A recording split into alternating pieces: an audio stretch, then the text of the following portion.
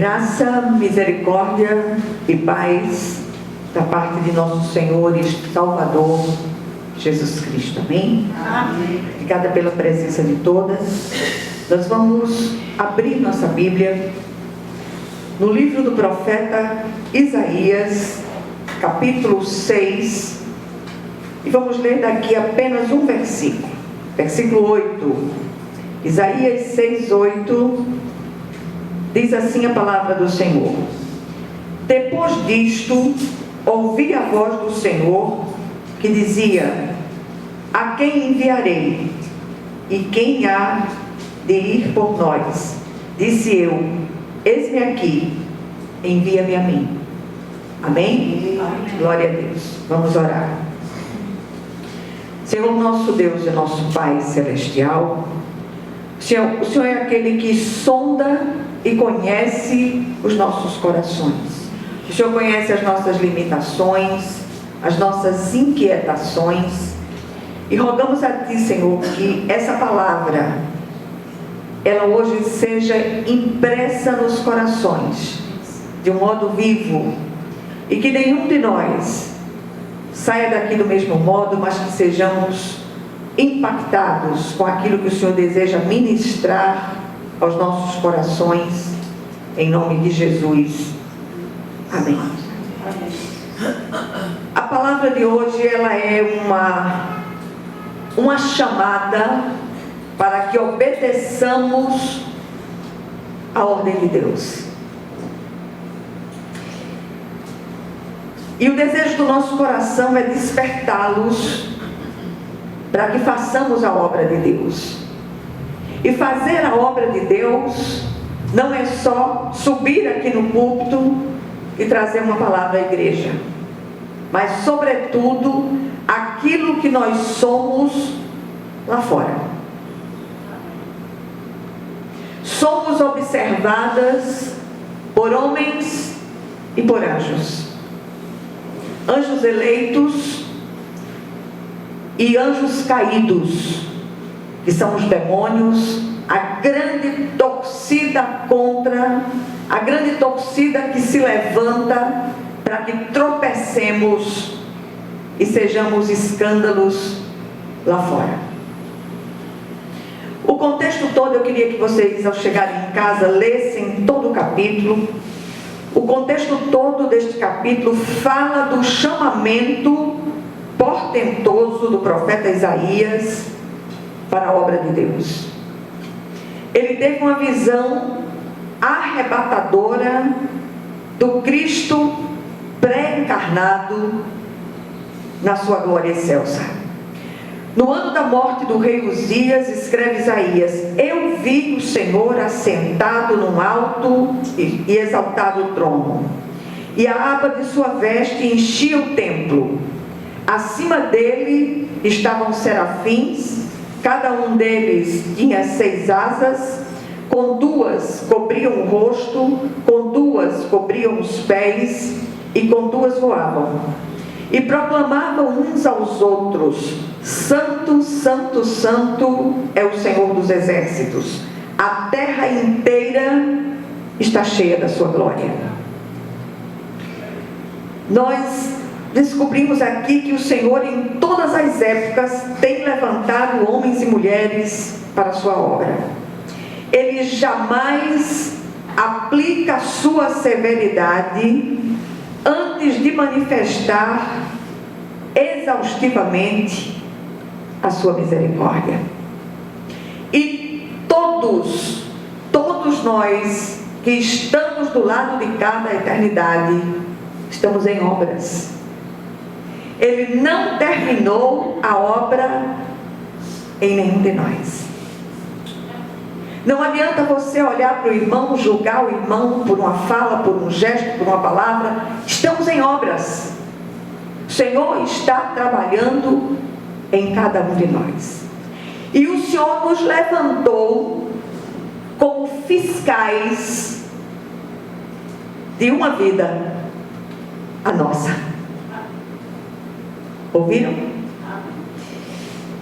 O texto citado traz uma pergunta de Deus e uma resposta do profeta Isaías que devem estar nos lábios de todos os servos. A pergunta de Deus: então ouvi a voz do Senhor conclamando: quem enviarei? Quem irá por nós? Resposta do profeta: eis-me aqui, envia-me a mim. Essa é a resposta que Deus espera ouvir de cada uma de nós. Eis-me aqui, envia-me a mim. E eu peço licença agora ao Espírito de Deus para trazer um complemento a essa frase. Eis-me aqui, envia-me a mim, apesar de mim. Como nenhuma de nós está pronta, estamos todas em obras, precisamos que o Senhor visite os nossos corações, que o Senhor, Ele faça as mudanças necessárias até completar a obra em nós. E aí vamos para casa. E eu queria trazer algumas poucas considerações a respeito desse assunto. Há muito a se dizer sobre essa visão do profeta e, sobretudo, a respeito do fato de ter acontecido exatamente no ano da morte do rei Uzias. Esse rei, ele fora muito amado pelo seu povo, que experimentou um período de grande prosperidade enquanto ele reinava. Só que ele passou a ser idolatrado pela nação, se ensoberbeceu e acabou sendo ferido de lepra. Mas o fato é que todos confiavam cegamente no rei, confiavam mais no rei do que no Senhor. Aí a gente faz aqui um pequeno parêntese. Eu estava falando há pouco com a nossa irmã Mariângela a respeito das maravilhas de governantes que têm se levantado sobre essa nação. Não tem um só que preste, nem de um lado nem do outro. Sabe sobre quem está o governo do nosso povo? Sobre os largos ombros de Jesus. Confiemos, busquemos a presença de Deus, apresentemos a nossa nação ao Senhor. Se o povo de Deus deixasse de fazer política abjeta, e fizesse uma reunião contínua diante do trono da graça, nós veríamos a glória de Deus descer sobre esta nação. Sério demais. O cativeiro de Babilônia foi uma vara de Deus para a disciplina do seu povo. Em segundo lugar, a gente vê aqui que depois da morte do rei, o Senhor levanta o profeta Isaías para uma grande obra: levar a sua palavra a uma nação contenciosa, de coração empedernido e rebelde. Nada muito diferente daquilo que tem acontecido nos nossos dias.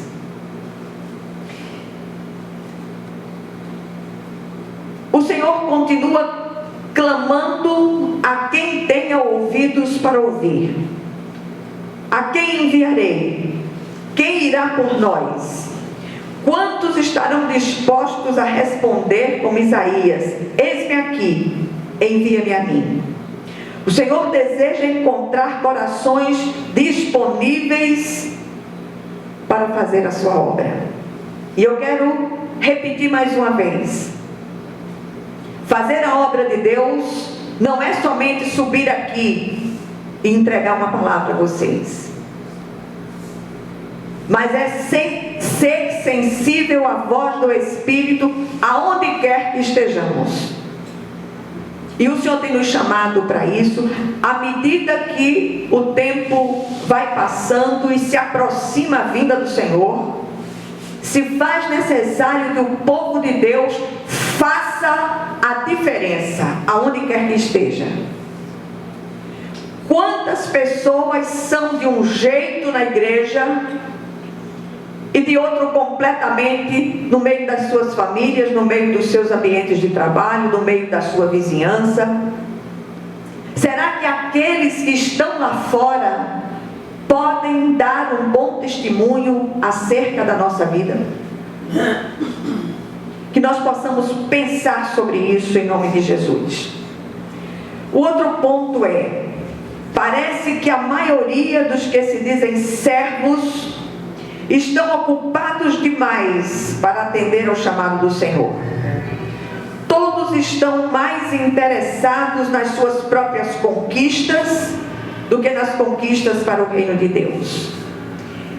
Ele poderia usar seu exército de anjos e a obra seria feita num piscar de olhos, mas resolveu, por um ato da sua graça e soberania, usar cada um de nós, usar a você e a mim, para uma vez alcançados, alcançar a muitos. E isto eu repito, apesar de nós. E mais uma vez repito, nenhum de nós está pronto. Estamos todos em obras. Que nos deixemos ministrar pelo Espírito de Deus, aonde quer que estejamos. No meio da nossa parentela, no meio da nossa vizinhança, no meio daqueles que chamamos de amigos. Precisamos fazer a diferença, em nome de Jesus. E em quarto lugar, uma vez reconciliados, nos tornamos canais de reconciliação. Ele não faz substituição, e de um jeito ou de outro faremos o que ele ordena, à semelhança do profeta Jonas, que fugiu, foi embora e o Senhor o alcançou e trouxe de volta. Foi engolido por uma baleia e o Senhor fez a baleia vomitá-lo para que ele fizesse a obra de Deus. Deus não faz substituição. É você mesmo que Ele está chamando. É com você mesmo que Ele está falando. É comigo mesmo que Ele está falando. Que nos deixemos usar pelo Espírito de Deus. É melhor cooperar, dói menos. Obedecer é sempre melhor que sacrificar. O que nós aprendemos com essa brevíssima meditação no dia de hoje? Em primeiro lugar, o ID continua valendo. Na verdade, mais que nunca precisamos acordar e entender que esse ID é mais um indo, ou seja, algo contínuo que não pode cessar até que a obra de Deus seja terminada. Vamos indo a partir do lugar onde estamos até os confins da terra, se for o caso. Jesus está às portas e precisamos fazer a obra de Deus enquanto é dia. A noite da grande perseguição já se aproxima e ali não vamos poder trabalhar. Tudo o que está acontecendo em termos de mundo, em termos de guerras, rumores de guerra, apreensões, são ecos da vinda do Senhor. Nós já podemos ouvir os ecos dessa vinda. Façamos a nossa parte. Eu nunca vi tanta mágoa, tanto ressentimento, tanta intriga, tanta confusão no meio daqueles que se dizem servos de Deus. Que o Senhor, Ele possa visitar os nossos corações de uma maneira especial. Que nós possamos fazer aquela oração: Senhor, sonda o meu coração. Não é para sondar o coração do irmão, não. Sonda o meu coração. Vê se há em mim caminhos maus e me conduz ao caminho eterno. Vê se há em mim caminhos maus, que certamente os há. Porque se não houvesse, a gente não estaria mais aqui. Segundo lugar, coloquemo-nos em disponibilidade para a obra de Deus. Até um copo de água fria que você dá a alguém necessitado é fazer a obra de Deus. Ofereçamos a Ele os nossos talentos, dons e haveres. Que os nossos saberes humanos sirvam como instrumentos, canais, para que a graça flua na vida de quantos ainda não conhecem o Senhor. Como tem sido você em sua vizinhança? Como você tem agido no meio da sua parentela? Essa pergunta é para cada uma de nós. Nenhuma de nós está fora da esfera de ação do Espírito Santo de Deus. Será que podemos dizer como o profeta Isaías: eis-me aqui, envia-me a mim? Quem é o Uzias da sua vida que precisa morrer para que você se disponibilize para Deus, como aconteceu nos dias do profeta Isaías? Aquele rei era idolatrado pela nação. E aqui cabe uma observação em relação a idolatrarmos líderes políticos, sejam de que partido for. Tenho visto servos de Deus que só faltam morrer por causa de lideranças políticas, sejam elas de que lado for. Clamemos ao Senhor. O Senhor é o nosso pastor, o Senhor é o nosso provedor, o Senhor é o nosso presidente, o Senhor é o supremo Rei da glória, e só podemos esperar nele.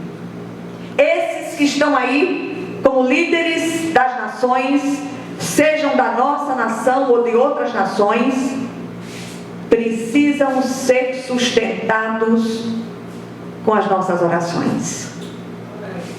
O Senhor conhece a profundidade dos corações. Eu comentava com uma das irmãs há pouco que quando eu fui chamada para trabalhar numa determinada prefeitura, a única coisa que prestou daquilo ali foi que eu conheci Malta através desse trabalho. Mas as reuniões que haviam dos cargos de confiança eram reuniões baseadas não em fatos, mas em mentiras, que como pessoas que estavam ocupando cargos de confiança tinham que asseverar. E naquela época eu não era uma serva de Deus ainda, mas aquelas proposições bateram na trave, eu caí fora. Malta ainda ficou um tempo, mas também não aguentou e saiu. Nós tínhamos cargos de confiança